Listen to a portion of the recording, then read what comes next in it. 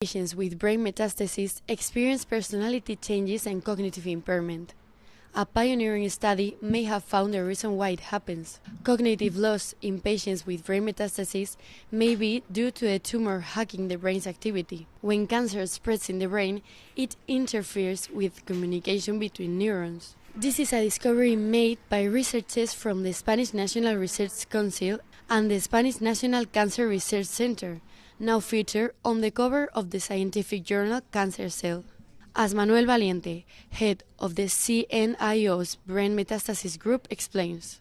So initially it was thought that people that have a brain metastasis might develop neurocognitive symptoms because of the size of the metastasis, the location, and so on. This is because of the mass effect. So you have a mass growing in your brain, and that will create some compression of neurons close by. However, the reality is that not all patients develop symptoms, and it not always correlates the size of the metastasis with the amount of neurocognitive impairment. So we have challenged this paradigm, and we have found a new explanation on why this could affect some of these patients with brain metastasis. The scientists have measured the electrical activity of the brains of mice with and without metastases and found certain differences. They have used artificial intelligence to confirm that these differences are related to metastasis. Lisette Menéndez de la Prida, director of the Laboratory of Neuronal Circuits at the Cajal Institute, exposes. What we have found is that the way in which cancer cells hijack brain activity leaves recognizable signatures in encephalographic activity. We have trained artificial intelligence algorithms to identify these signatures. It's one characteristic of a different type of metastasis.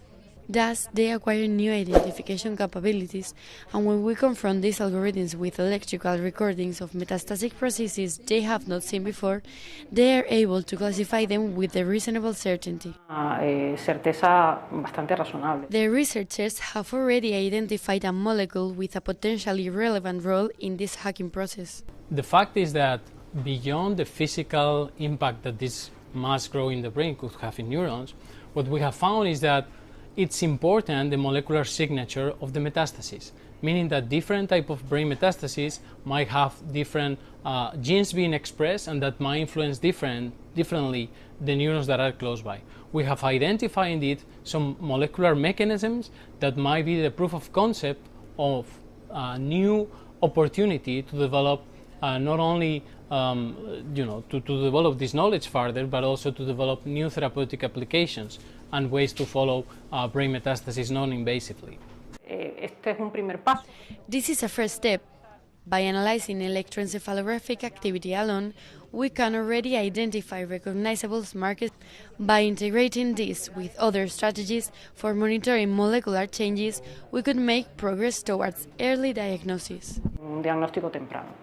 Patients may one day have a drug that prevents or mitigates the neurocognitive effects of metastasis on the brain.